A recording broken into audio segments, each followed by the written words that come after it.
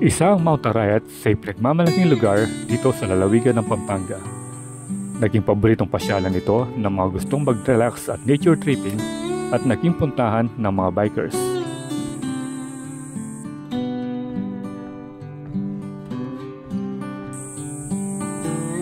Kaya sa bidyong ito ay ating puntahan ang ilan sa mga pasyalan dito kagaya ng Treehouse at Kong Dadong Dam.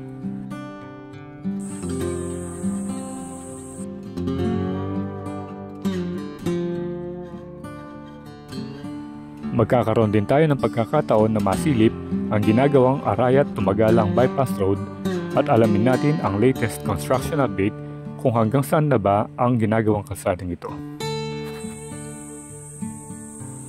Kaya wag na natin patagalin pa at samahan niyo ako sa ating road trip dito sa Mount Arayat. So, what are you waiting for? Let's get it on!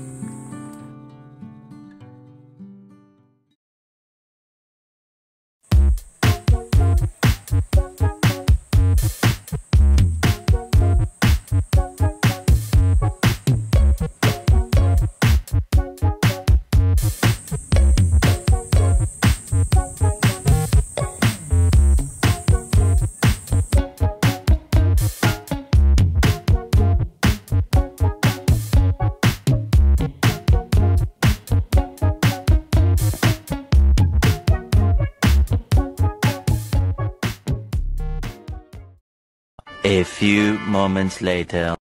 Okay, good afternoon Kabalen. Dito tayo sa may Mount Arayat at ito yung Forest Ranger Station. Yan. Bali ito yung daanan papunta dun sa mga gustong mag-hike. Ayan. Ito, Arayat National Park.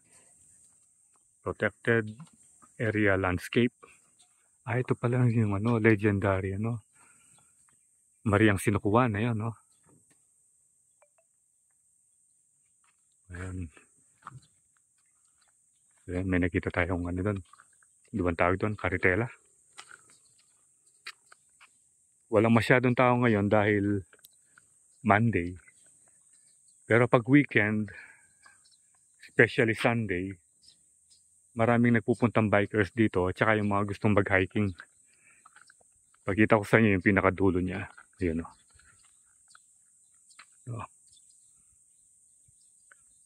Tingnan niyo yung mga punong kahoy. Talagang malilim dito. Magandang mamresko lalong-lalo na kapag ganitong mainit yung panahon. Tapos alam ko dito nursery eh. Nung una tayo nagpunta rito, nagmotor tayong gandun. Tapos dito maraming mga iba't ibang halaman. At ito yung Forest Ranger Station. Parang walang tao. Sarap talaga mamresko dito. Very peaceful dahil walang masyadong tao. Hindi crowded. Hindi kagaya pag Sunday morning talagang crowded. Tignan yung mga puno. Yun doon papunta yung Treehouse. Doon papunta. So tingnan natin kung may time dadaan tayo doon. At ito pala yung mga mahogany. Ayan, may mga pangalan sila. Mahogany. Dito yung mga rito, Candaba bikers, yung mga benches.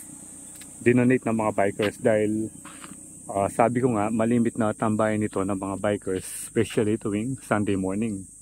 Dahil napaka-presko, napakaganda ng tanawin, siyempre, nakaka-relax. Kaya gustong-gusto ng mga bikers na tumambay rito. At saka parang EV na rin sa kanila. Tingnan natin yung pinaka-entrance. Ito pa yung ibang benches. Handog ng Cabiao Bikers. So bali ito yung pinaka-entrance niya. Kaso sarado ngayon.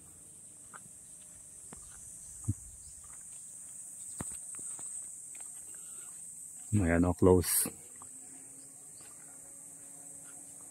Welcome Don Edmundo. Mount Arayat, Pampanga, maintained and operated. The original Back to Christ. Sarado sila ngayon. Ito, Treehouse, Barangay San Juan Banyo. Ayan Tignan nyo naman yung pangalan ni Kapitan, kapangalan natin. Roylan Soriano. Tapos ano ba ito? So, mga informasyon, yan, albog, meaning plug, and then tibag, landslide. Ayan, ito yung mga pwedeng gawin kung sakaling magkaroon ng ganitong sakuna or aberya. Ito, Gatchawin Bikers Club. Ito, napapaligiran ng maraming puno. Ito, saan ba pupunta ito? Parang daanan din ng tubig. Kasi yan yung mga palatandaan, yung mga bato-batong yan. Kasi lumilitaw yan pag malakas yung tubig. Parang hinuukay tapos yan nagkakaroon ng mga bato-bato. Next stop natin dun sa may Kong Dadong Dam para makita niyo yung ganda ng Pampanga River at yung dam dito sa Pampanga.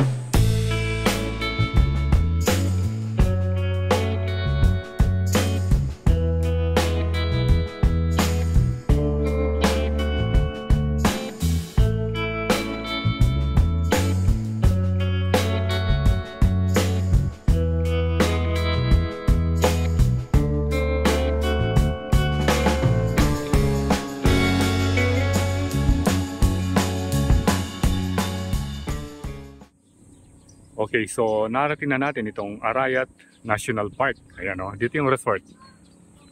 Ito yung kanyang pinaka signage. Yun yung entrance gate. Parang sarado yata.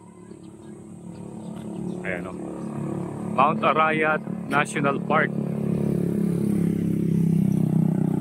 Doon tayo nang galing kanina, papuntang Treehouse. So maybe hindi matatapos yung summer, pupunta tayo sa loob para makita natin yung ginawa nilang renovation. At lalong pinaganda ngayon yung Mount Arayat National Park. So medyo matagal na nung uli tayong pumunta rito.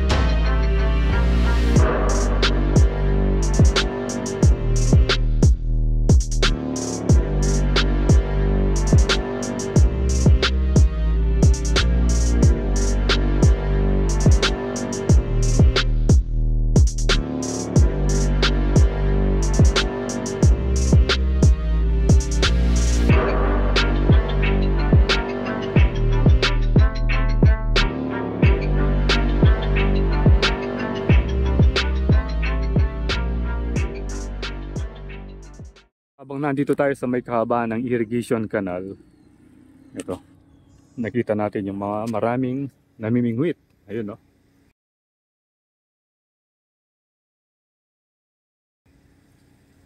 Bali malapit na ito dun sa may Kong Dadong Dam. Ayun, natatanaw na natin yung mga ibang building dun. So yan, siguro maraming isda rito. Bali to kadugtong din nung irrigation canal dun sa may Gatchawin, kung saan tayo dumaan kanina.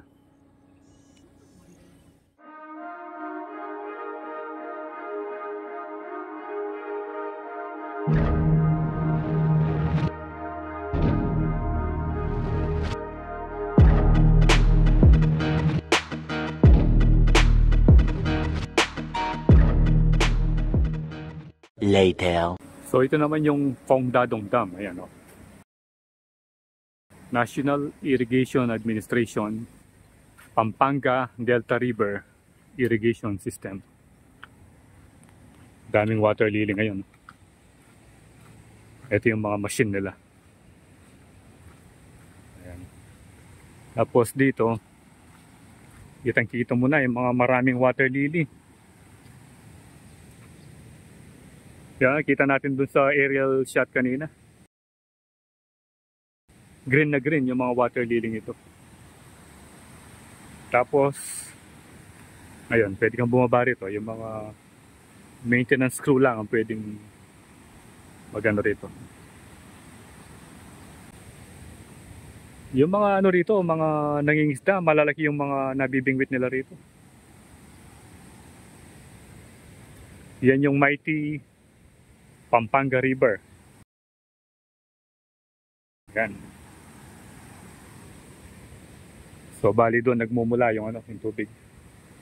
Yung flow papunta ron.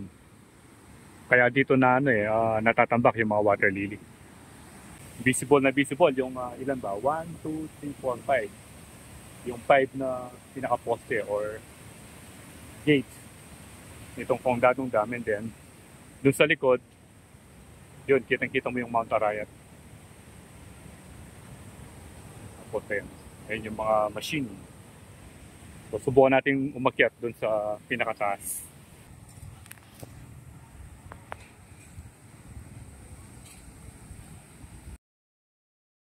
Dito pumapanik yung mga ibang nangingisda ito, no? Usually yun, yung mga nakatrike na yun. Nung nagmotor tayo dito, yun, marami silang nabingwit doon, malalaki. Ito yung pinakailalim nyo. Ayun, yung nakita nating sandbar kanina, yun pala. Oh. Visible siya dun sa, sa drone shot natin.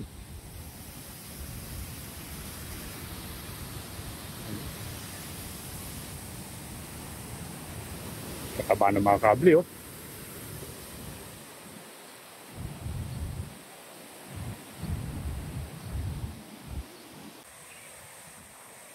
Kongdadong Dam.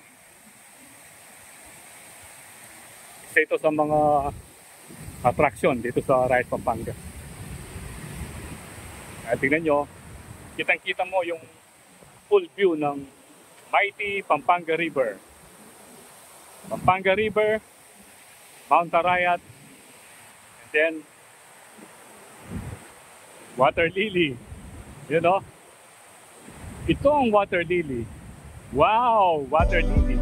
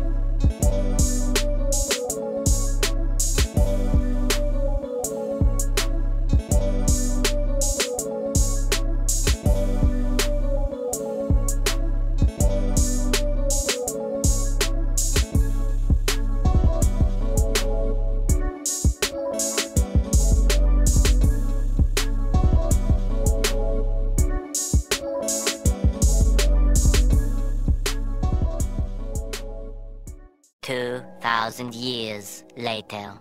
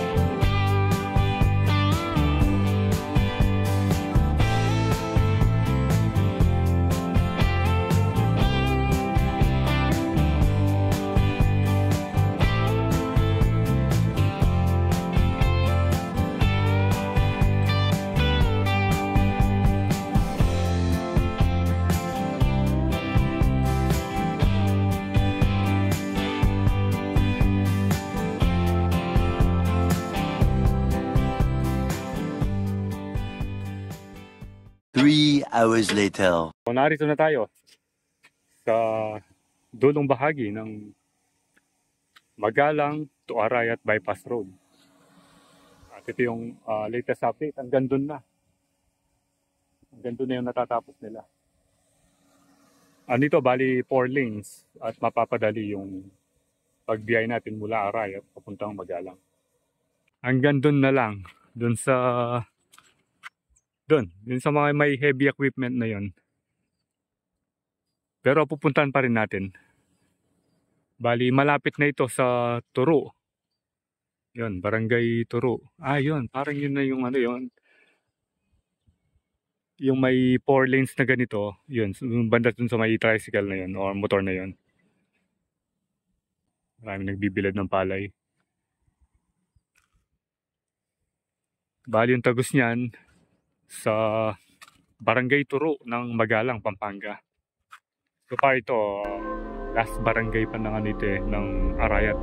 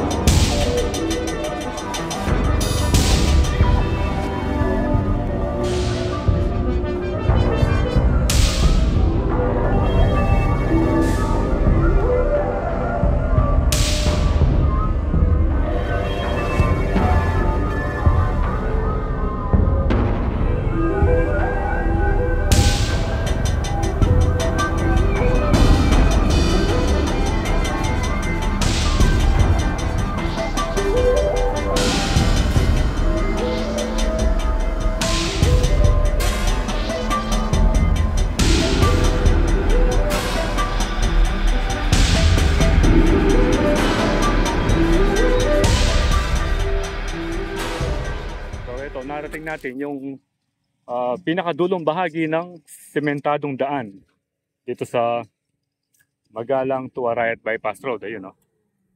Ayun. Nakikita niyo yung mga heavy equipment hanggang doon na lang. Ito dito, hindi pa nasimentuhan yun dito sa ilalim. Ayan, no? Magiging maginhawa na yung mga bumibiyahe, especially yung mga malapit dito papunta ng bayan ng Magalang. So ayan na yung Arayat. Pag nandito ka, Iba na yung shape niya. O, tingnan mo. Ito, ginagawa yung kanal dito. So, continuous yung trabaho. Yan, parang yung sa, yung sa Capas to Botolan Road. Kaso doon mas mataas.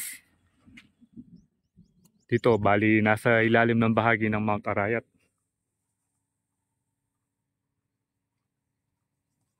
So, ito yung latest update. Dito sa ginagawang kalsada. Unlike before, nung pumunta tayo rito, siguro mga 5 months ago, yun, nakikita yung puno doon, hanggang doon lang yung sementado. So, bali mong umpisa doon sa puno, yan, hanggang dito, hanggang doon, yan, hanggang doon, yun yung natapos nila. So, habang nandito tayo sa may ginagawang bypass road, bibili muna tayo ng mani. Ayan, oh. Eto si Sir, oh. Hanggang dito pala, napupuntahan niya. Ayun, doon pala nakalagay. O, kakaiba yan. Akala mo, parang ano, no? Parang buko juice. Nasa baso. Pero may plastic ka. Ala, kaya pala dito na nilagay ni Bossing. Eh. Ayun, oh. Araw-araw kang pupunta rito? Hindi ka Kapampangan? Tagalog. Oh, Tagalog si Boss. Ayan. So, gustong, takpan natin. Baka maalis yung lamig. Baka matanggal yung lamig. Shoutout ka, Boss. Shoutout ka. Oh, shoutout ka. Ayan, oh. Ganda ng ano niya, yung busina niya. Oh. O, bigyan natin sticker si Boss. Dennis. Oh, Dennis. Ayan, shoutout. Shoutout sa may hilig sa mani dyan. Oh, mahilig mani. Ayan, ha. Buko. Kakaiba yung mani niya kasi nilalagay niya dun sa baso ng baso ng buko. Ayan, oh. O, sige, Boss. Thank you. Okay. Ayan, yung mga buki rin. Mount Arayat. So, yan. Magiging magiging magandang pasyalan ito. Very scenic. Once na natapos. Abangan natin yung pagbubukas ng kalsadang ito. Yung Arayat Tumagalang Bypass Road. Yung pala mga lokal, yung bata kanina, napagtanungan ko nung nasa tayo, kung Dadong Dam. Ang tawag nila dito, 4-way. So instead of bypass road, ang sikat ito sa pangalan na 4-way dahil nga 4 lanes siya. So hanggang dito na lang yung vlog natin. At nalibot natin yung tatlong magagandang spot dito sa may Arayat, Pampanga. So first yung tree house, then yung Dadong Dam, tsaka itong bypass road. So hanggang dito na lang yung vlog natin at salamat sa panonood. Thank you for watching and see you when I see you, and Perlandas is signing out.